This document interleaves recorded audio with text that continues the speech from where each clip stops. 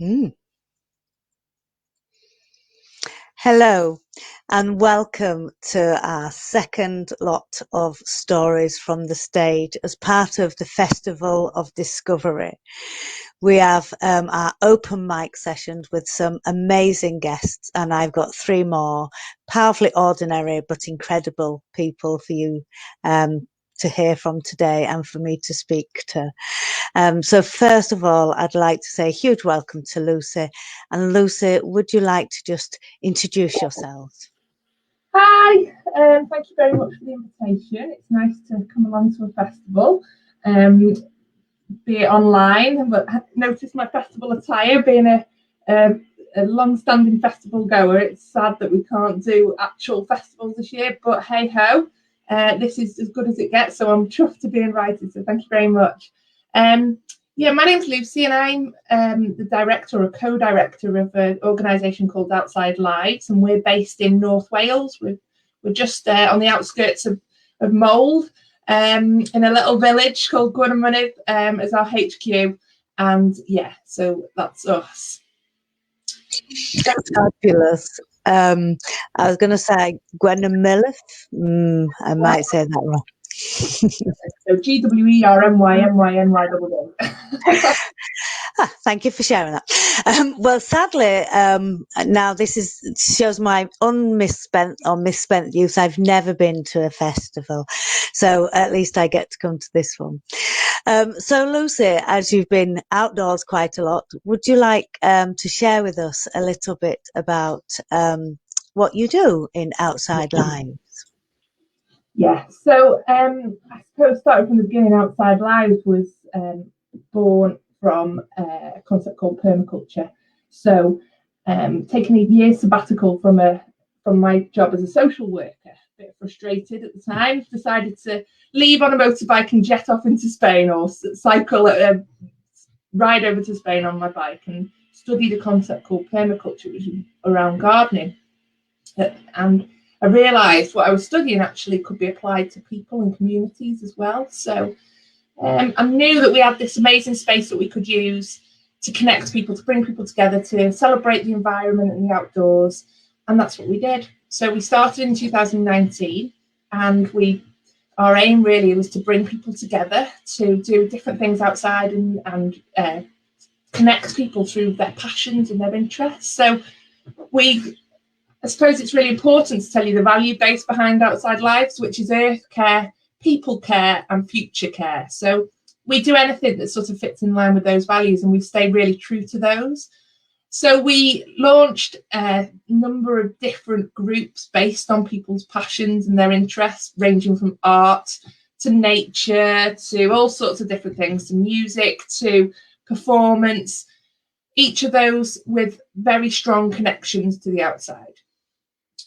And we have got lots of people involved, whether they're volunteering or taking part in different activities that we do. But most of, as a lot of organisations, most of our stuff was face to face. So what do you do when this hits? It was just, for us, incredibly challenging at the time as a new social enterprise, ready to launch this March. And it just stopped. And we knew that given the demographic of the people that we support, there was no way we could just stop. So like lots of people, we thought, right, how are we going to do this? What can we do to make a difference, to still connect with those people, to stay true to our values in terms of connecting people, keeping people buoyant through sort of overwhelming emotions. Everybody was still is in many cases, very terrified of what the circumstances at the moment. So how do we make a difference? How do we support people? So we just decided to launch all of our stuff online, as the Eden projects have done so well, taking a lot of advice from you guys, and sort of we've had a meeting with Sam very recently to give us some advice and tips.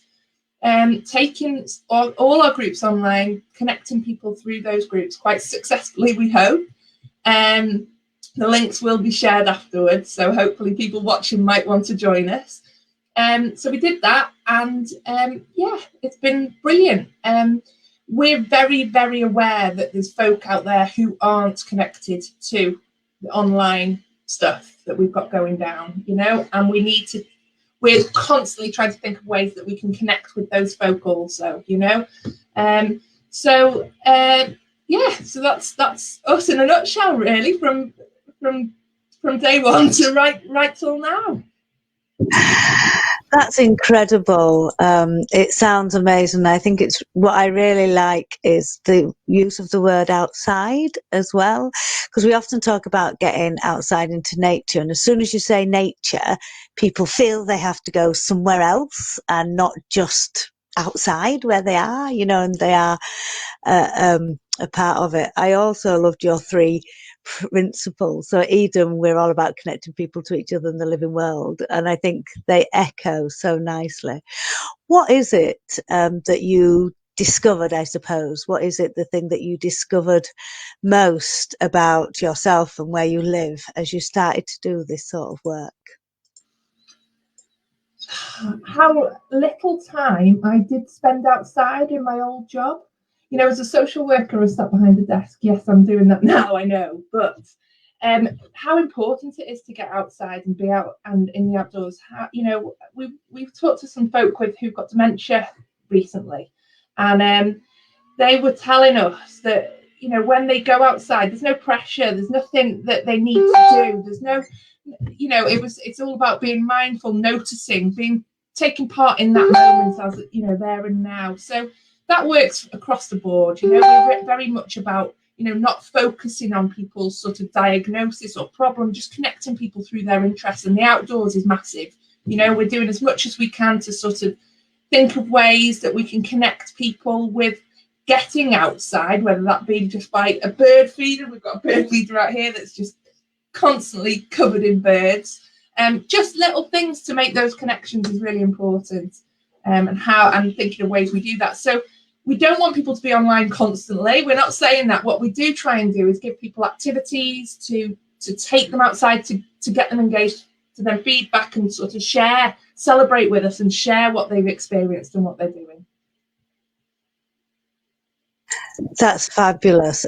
Is there anything, so for those people watching, and I know we have a few live and we're getting a lot of love, so that's nice.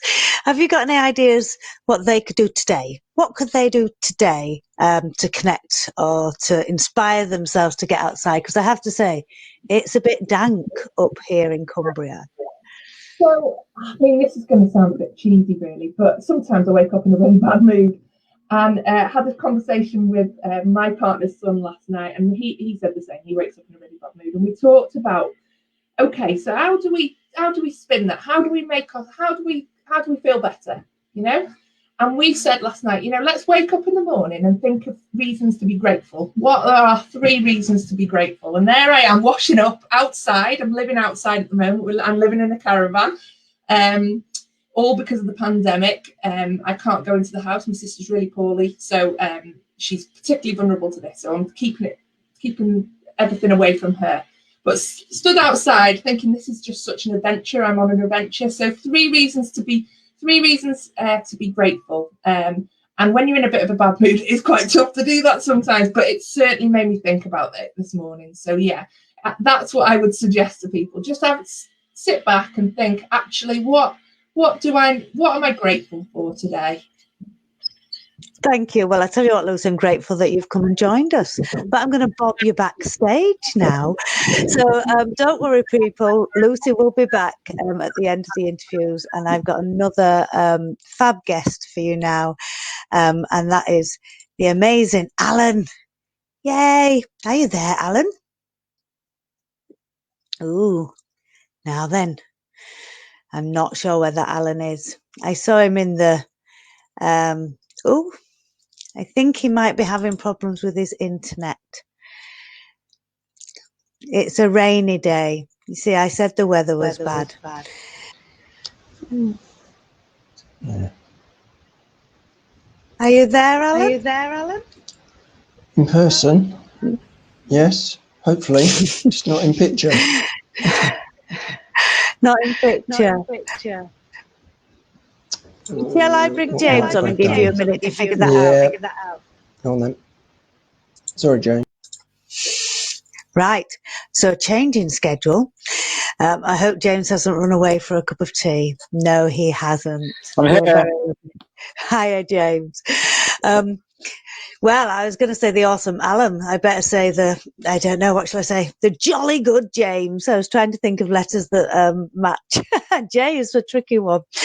Welcome, James. I'm glad you could join us today. Would you like to introduce yourselves to those people watching? Yes, thank you, Tracy, very much indeed for inviting me on today. I'm James Wallace. I'm from a part of South England near Marlborough in Wiltshire. I'm the father of two wonderful girls aged 12 and 13, which is an important part of the story we're going to talk about now, and married to Rebecca, and I'm lucky enough to be a co-founder and chief executive of the Beaver Trust. Oh, that is really lucky. I do love beavers. They're a bit gorgeous. So you said the story we're about to hear now. Tell me the story, James. Tell me the story. Well, I was invited to come on this by a friend and previous colleague, Sean Walding, and she knows me quite well, and she knows that I've been up to some wacky and maybe some interesting things over the years. So would I like to sort of share that? And it's all about nature and reconnection. So I'm going to dive in. I had a very lucky start to life in that I was very loved by my family, and I was brought up in the countryside and surrounded in the early 70s by a lot of wildlife. The idea of insects splattered on our windscreens today is an anomaly. It doesn't exist anymore. When I grew up, it was everywhere, and hopefully a lot of live wildlife around us too in rural Berkshire where I lived. I had a difficult time at school though. I didn't really fit in at all, and was quite badly bullied for a very long time. And it's something I'm very easy talking with now, but in those days it was a very big challenge. And quite frankly, it set me on a very self-destructive path.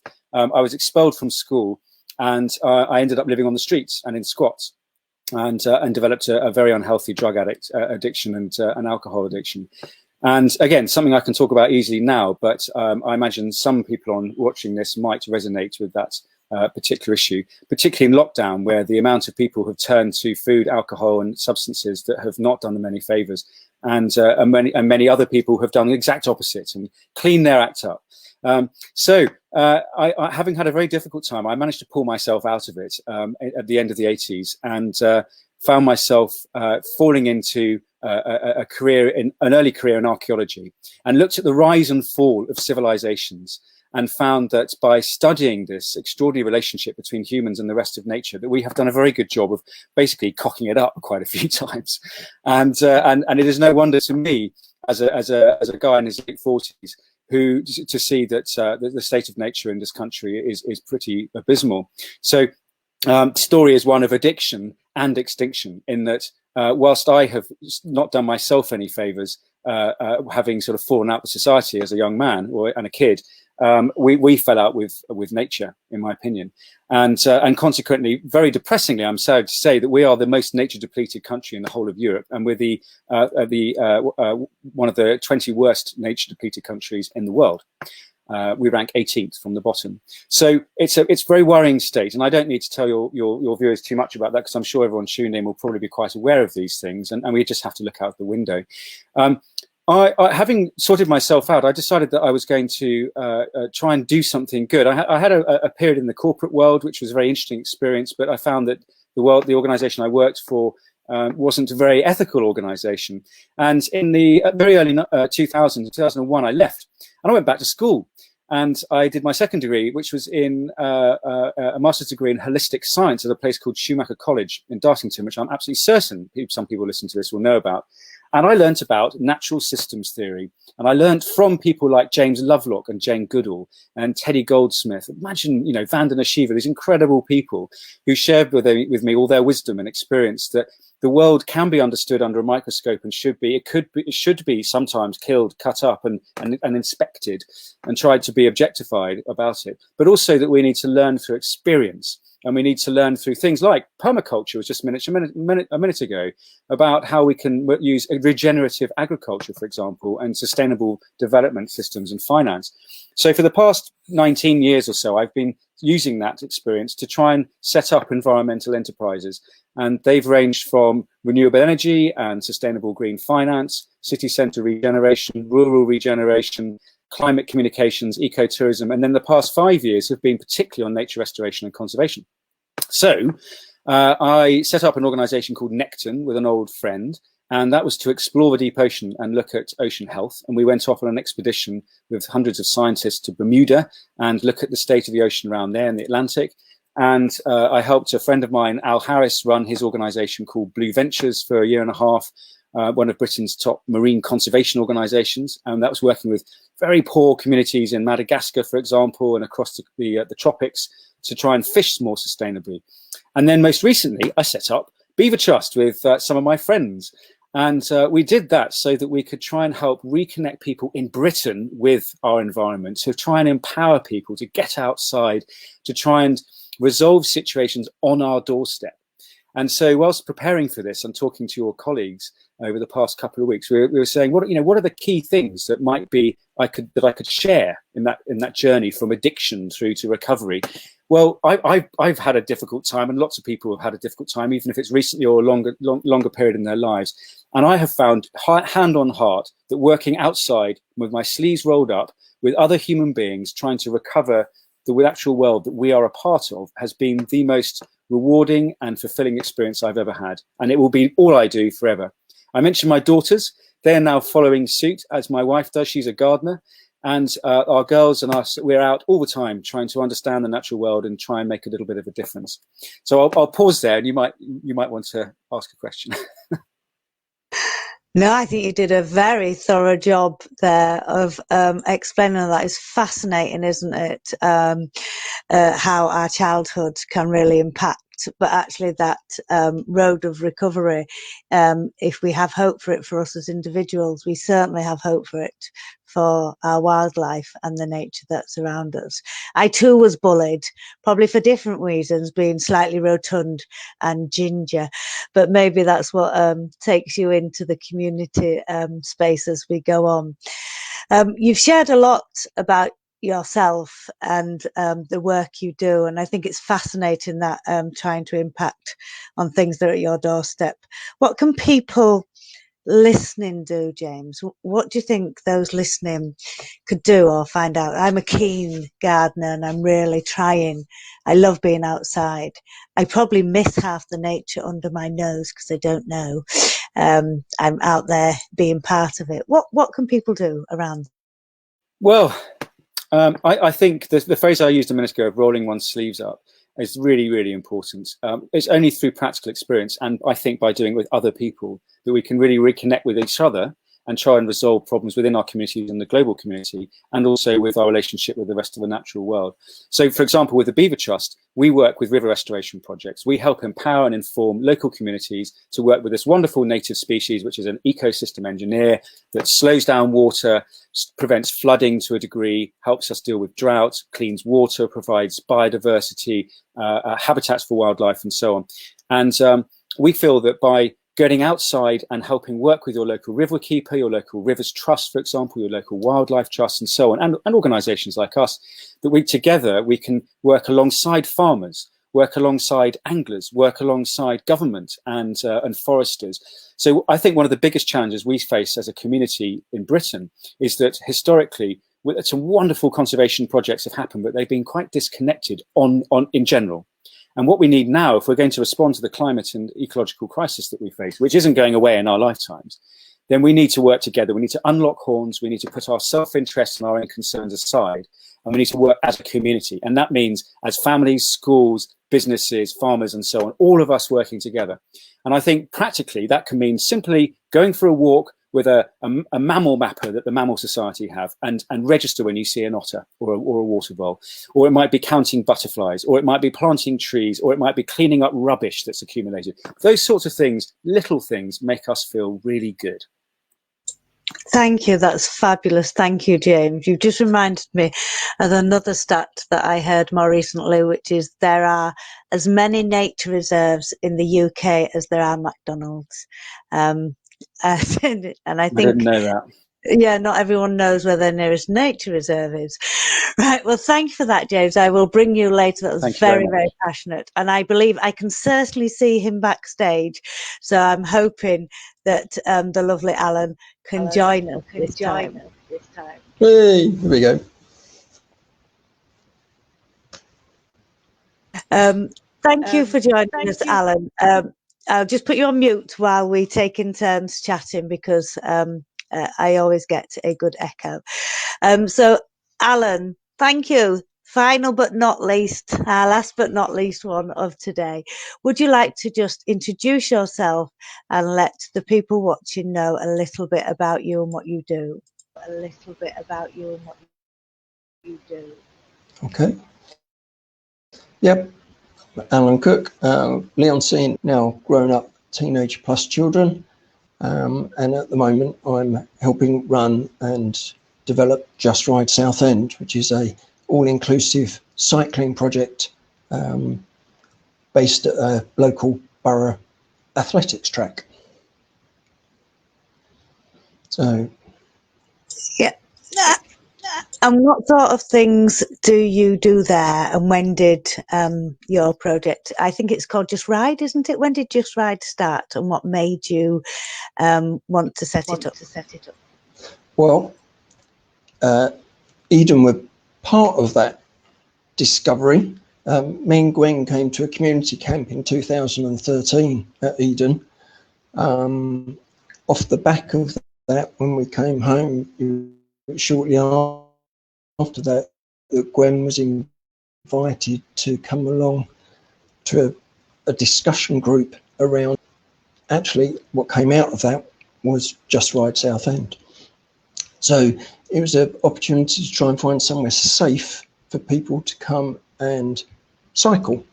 So we hire, say, a local athletics track, so that anybody can come in a safe environment and basically spend a couple of hours cycling around. And what we've found is that community has developed and grown through that. It's been amazing, and the diversity that we have seen. So people coming to volunteer to help set up the project and get involved, often from those that have come to cycle, and we've just seen the benefits for health, social isolation, all being sort of eliminated as we've seen people being drawn together, smiles, just lots of fun, as well as just the natural sort of physical benefits. So it's grown from what was just, so literally an idea, to where we now have 150 bikes. We've literally got children's two-wheelers and wheelchair bikes. We've now turned ourselves into a self-sustaining charity. We've got, say, 3 huge containers. We've just applied to try and get our own workshop, because we're finding it hard to keep the bikes going on the track, because we are, when we were open and fully running pre-COVID, we could see 150, 200 people over a 2-hour session. So our bike's getting a lot of use and a lot of love. But say the benefits from that, we're working with local care groups, we're seeing special needs schools, we've got volunteers coming from what you might call, special needs environment, where they're actually getting places, the opportunity to volunteer and just discover more about themselves. We've never really had to advertise. It's all becoming through word of mouth. We're tucked in the southeast Essex corner, but we've got people coming from 30, 40 miles away in minibuses to bring their colleges and their groups, just to come and spend an hour, half an hour. We only charge a couple of pounds, and they can come at that point. They could come for as long as we were open. But say that the way it's developed now, that we've got people that are volunteering to maintain and look after these bikes, and we've got special sort of bubbles near enough that we're creating on different days of the week, depending on when you come and who's staffing it, as to sort of the dynamics and the flavour that you get for the people that are there. And then it's just grown, and it's just wonderful sort of to be part of the whole ethos and excitement that you see people getting from that freedom and that interaction that they have with each other. It sounds incredible, Alan. I can just sense that the word there is freedom. I think when everybody's been talking about getting outside, there is a sense of freedom that comes with that space. But I just wondered how it felt for you and your wife going from an idea to now having this huge family of volunteers and workers and this whole community and I suppose some responsibility now. What does that feel like for you? Just before lockdown, we'd agreed to actually take over the administration of the project.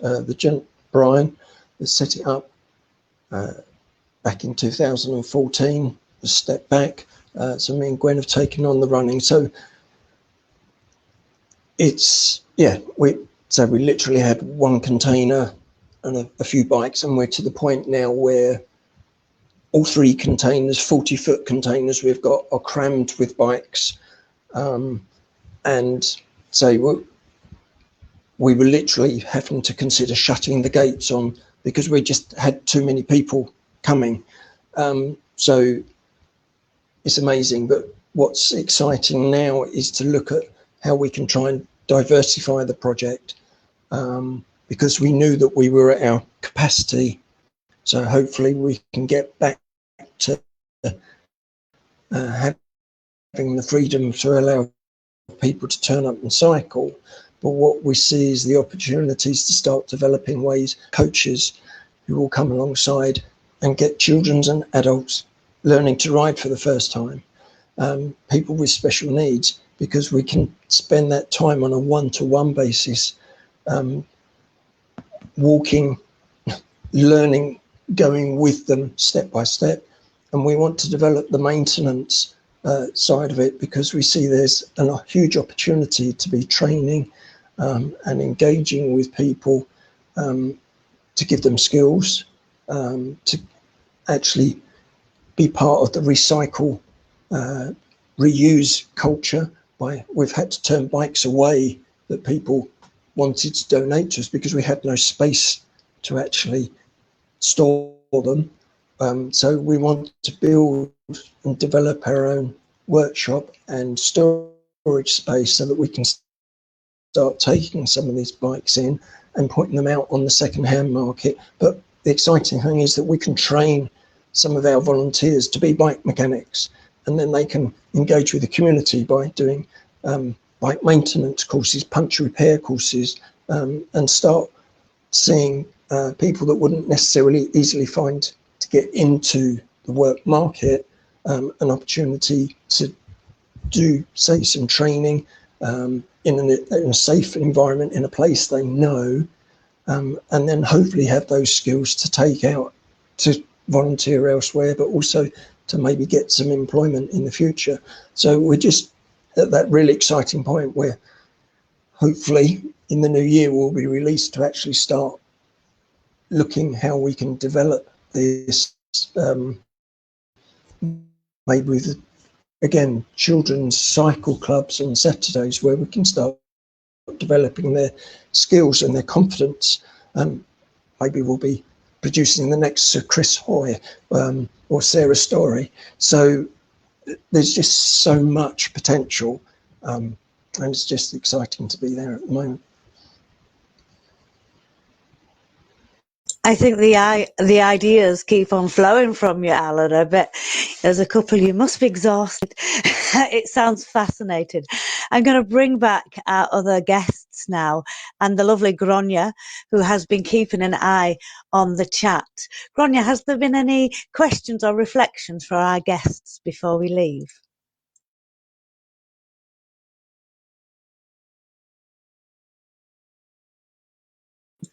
Sorry, Gronya, would you like to unmute? I'm sorry, darling. Hear me okay? There was a good fact to know that there's actually more wildlife reserves than there are McDonald's. That's a good one, over 1,000 more. and growing, I hope. But there was also a question, which perhaps, Lucy, you might be able to answer this one, but please do shout if someone else can think of good ideas. And it was from someone who's supporting veterans and people with specific mental health, complex mental health needs. Questions around how you get someone connected with nature at the moment when we're so restricted with isolation measures. They do virtual walks, but have you got any other ideas for them?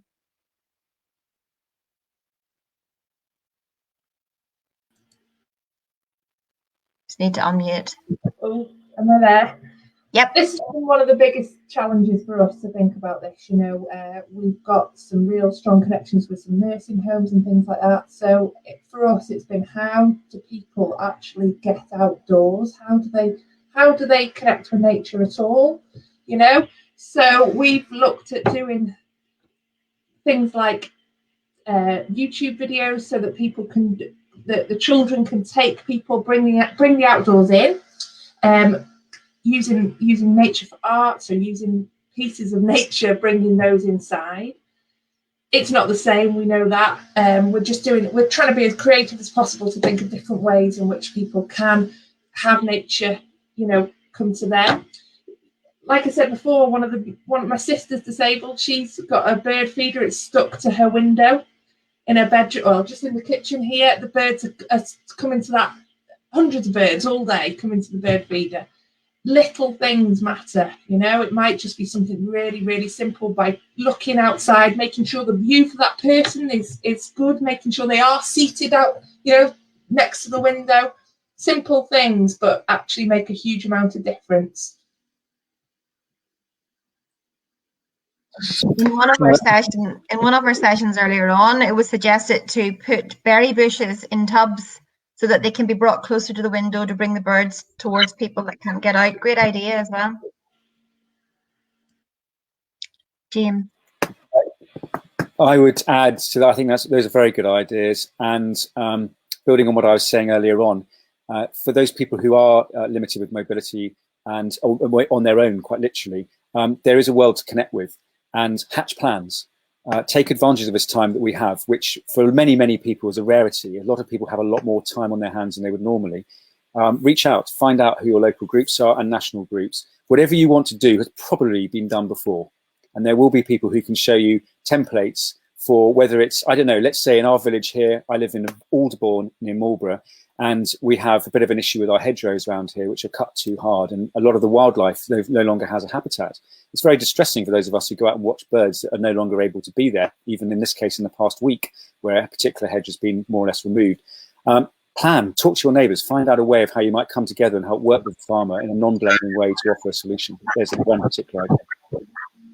It's also remembering that some of the older folk, have got the knowledge. You know, they're the people with the knowledge about our natural world. You know, these are the people with the skills, with the observations that they've made. They've seen the changes. They've seen what's happened. You know, talk to them, find out, connect them with their memories of what you know their experiences are. Just a final question then, because we're running over time. Someone's asked if any of you have any good resources available, or any activities of doing things at home or outside. I know we do on the Eden website, I am sure. But does anybody else have any ideas or resources, or know a good resource that people could turn to? Yes, James. Yes, funnily enough, the Beaver Trust has just launched The Lodge, which is an education resource online, which I'm now going to share in the Facebook chat if I move between screens. There we go. And it is absolutely full and growing with ideas for crafts and outdoor activities, things you can do with your friends and family. It's got beautiful animations. We have a new film that we've just launched and so on. So there are resources like that. And I should imagine Lucy and Alan may well have resources of their own to share. Yeah, we do. We've got an Outside Live YouTube channel. You'll see the progression. So we were all novices to start with, but we are getting better. I think the content is improving. It's a community channel. So there's some really wonderful material being published on that. we also, we're building our website, so that will be a place for us to store all of our activities. But we are launching different groups. There are things that people can get involved in. We're doing wonderful workshops where people can access recycled materials for art classes and things like that. So it's about keeping an eye on our Facebook pages at the moment until our website is live, and also, you know, checking out our YouTube channel, because there will be links and opportunities for people to access some of our activities through there. Thank you. Final word goes to you, Alan. You got any advice or any resources? I think I may have frozen again visually, but I'm here verbally. I would suggest British Cycling website. They've recently put out a basically how to teach yourself or how to teach your children to ride. So there's a facility there, or basically, again, if you want to learn to ride or find out about local cycling projects, go onto hopefully your local borough counselling website, and you'll find sports and activities that you'll be able to engage with, hopefully, because even now you're able to go out and cycle with one other person. So that's the main thing. Go into those resources that are already out there so you can buddy up. You don't have to do this on your own. And there's plenty of sort of national cycling clubs that would be more than happy to take you in under their wing. So get on that internet, get on those websites, and you'll find somebody local to buddy up with. Yeah. Thank you, Alan. And I think cycling has become one of the fastest growing hobbies, I believe, in lockdown. I do think we had the wonderful Mark Beaumont joining us in the festival. So can I thank all my guests and everybody for overrunning with us and continue to stay with us and watch us. I think you'll agree it's been a really enlightening conversation and lots of different topics, although it was brief, but I'm sure you can follow whichever area you're interested in and find out more. So thank you everybody for joining us, and farewell. Thank you. Bye-bye.